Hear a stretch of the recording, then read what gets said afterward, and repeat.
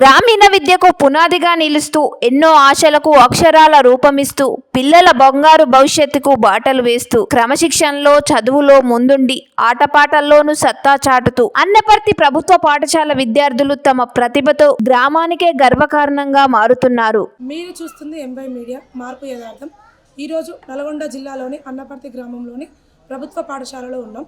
ఇక్కడ పరిస్థితులు ఎలా ఉన్నాయో టీచర్లను అడిగి నేరుగా తెలుసుకునే ప్రయత్నం చేద్దాం. సార్, ఇక్కడ విద్యా బోధన ఎలా ఉంది? టీచర్స్ రెగ్యులర్ గా వస్తున్నారా సార్? ఇక్కడ విద్యా బోధన చాలా చక్కగా ఉందండి. ఇంగ్లీష్ టీచర్లు బోధిస్తూ ఉన్నారు. ఇక్కడ మన ఎంపీపీఎస్ అన్నపర్తి పాఠశాల 1 నుంచి 8 తరగతుల వరకు ఉన్నాయి. సార్, ఇక్కడ స్కూల్లో స్ట్రెంత్ ఎంతమంది సార్? పిల్లలు రెగ్యులర్ గా వస్తున్నారా? ఇక్కడ స్ట్రెంత్ వచ్చేసి ప్రజెంట్ 73 మంది ఎన్రోల్మెంట్ అండి. ఇక్కడ మన పాఠశాలలో 1 నుంచి 8 తరగతుల వరకు బోధన జరుగుతుందండి ఇంగ్లీష్ మీడియంలో. 8 మంది ఉపాధ్యాయులకు 7 వస్తుందండి ప్రజెంట్ రెగ్యులర్ గా. ఒక టీచర్ మెడికల్ లీడ్ ఉంటుంది. మనం చూసుకుంటే 7th క్లాస్ లో ఉన్నాం. ఇక్కడ 7th class 8th class command చేసి కూర్చోబెట్టారంట. ఒకసారి సార్ మాటలు అడిగి తెలుసుకుంటారు. ఏ క్లాస్ సార్?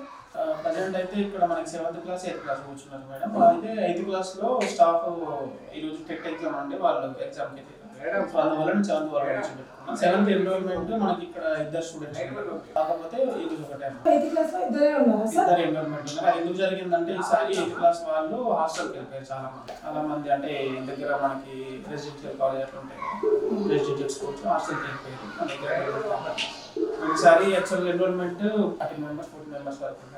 ఈసారి చాలా మంది అంటే 8th క్లాస్ వరకు ఇక్కడే మనకి, మేము 9th 10th కూడా అక్కడే అని చెప్పేసి కొంతమంది చల్లపల్లి హై స్కూల్కి వెళ్ళినారు. కొంతమంది మనకి నల్గొండలో మాల్బౌలి స్కూల్ ఉంటుంది. మన ఇక్కడ 8th క్లాస్ ఉన్నా కూడా ఇక్కడ చదవకుండా బయటికి వెళ్ళిపోతున్నారు పిల్లలు. ఏ సబ్జెక్ట్ చెప్తారు సార్? ఇక్కడ నేను జనరల్ ఎగ్జిక్యూటివ్ కోర్స్ కాబట్టి నేను ఇక్కడ జనరల్ అయితే ఇంగ్లీష్. రెగ్యులర్ వస్తారా సార్ పిల్లలు రెగ్యులర్ వస్తారు. మనకి ఎన్రోల్మెంట్ రెగ్యులర్ ఉన్న వరకు అయితే రెగ్యులర్ వస్తారు. ఒకసారి పిల్లల్ని అడిగి తెలుసుకునే ప్రయత్నం చేద్దాం. ఏ క్లాస్ కంప్లీట్? ఏం పేరు మీ పేరు? జోష్నవి. ఇక్కడ టీచర్స్ రెగ్యులర్ గా వస్తారా? వాళ్ళు చదువు మంచిగా చెప్తారా మీకు? చెప్తారా? ఓకే. యూనిఫామ్ రెగ్యులర్ గా వేసుకొస్తారా పిల్లలు? ఈ రోజే వేసుకొచ్చావా లేకపోతే రోజు వేసుకొస్తారా? రెగ్యులర్గా వస్తారా స్కూల్కి అందరూ? మధ్యాహ్న భోజనం ఎలా ఉంటుంది ఇక్కడ మీకు? ఏమేమి పెడతారు? ఓకే. డైలీ పెడతారా? డే బై డే పెడతారా? ఓకే. ఫుడ్ మంచిగా ఉంటుందా మీకు ఇక్కడ? మంచిగా చేస్తారా?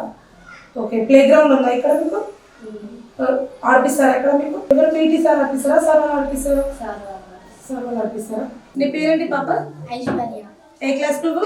6th క్లాసా? ఇక్కడ టీచింగ్ ఎలా ఉంటుంది? మంచిగా చెప్తారా టీచర్స్?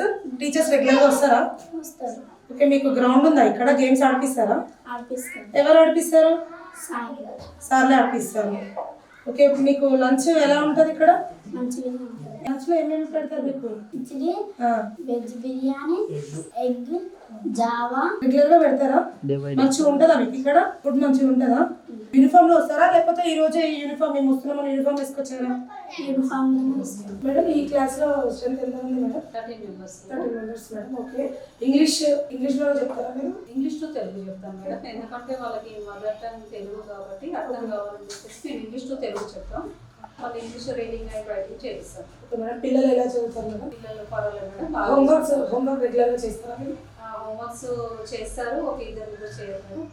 మిగతా వాళ్ళు చేస్తారు. కాపీ రైటింగ్ రాస్తారు, హోంవర్క్ రాస్తారు. నేను చెప్పిన బాగా చదువుతారు. క్లాస్ స్ట్రెంత్ ఎంత ఉంది మేడం? 13 మెంబర్స్. 13 రెగ్యులర్ గా వస్తారు మేడం. 11-12 మెంబర్స్ వస్తారు. 90% వరకు వస్తారు. ఇక్కడ ప్రాథమిక ఉన్నత పాఠశాలలో వంట వాళ్ళని ఒకసారి వీళ్ళ మాటలు అడిగి తెలుసుకునే ప్రయత్నం చేద్దాం. ఏమేమి పెడుతున్నారు రెగ్యులర్గా పిల్లలకి? అమ్మ, ఇక్కడ పిల్లలకి రెగ్యులర్గా ఏమేమి పెడతారమ్మా మీరు? మంగళవారం జావ పోస్తాం, శనివారం జావ పోస్తాం, బేస్తవారం, సోమవారం కిచిడి, బేస్తవారం ఏమో వెజ్ బిర్యానీ, బుధవారం గుడ్డు, శుక్రవారం గుడ్డు, సోమవారం గుడ్డు పెడతాం. గుడ్డు రేటు ఎక్కువ ఉంది.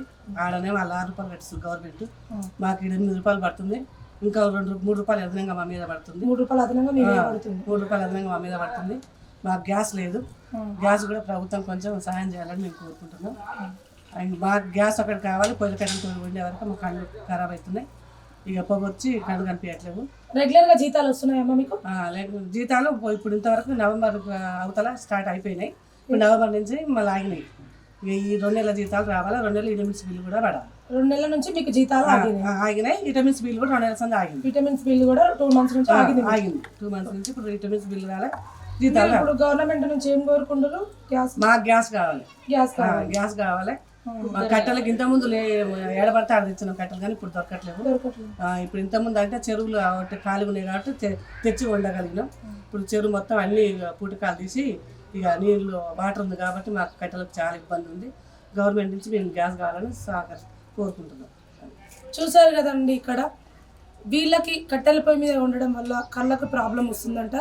సో వీళ్ళకి గవర్నమెంట్ నుంచి గ్యాస్ కావాలని అడుగుతున్నారు.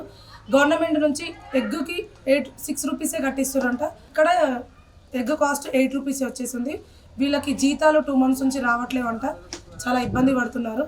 గవర్నమెంట్ స్పందించాలని కోరుకుంటున్నాం. గ్రామీణ విద్య భవిష్యత్తుకు పునాది. ఈ పునాదిని బలపరచాల్సిన బాధ్యత మనందరిదే. అన్నపర్తి నుంచి ఎంవై మీడియా.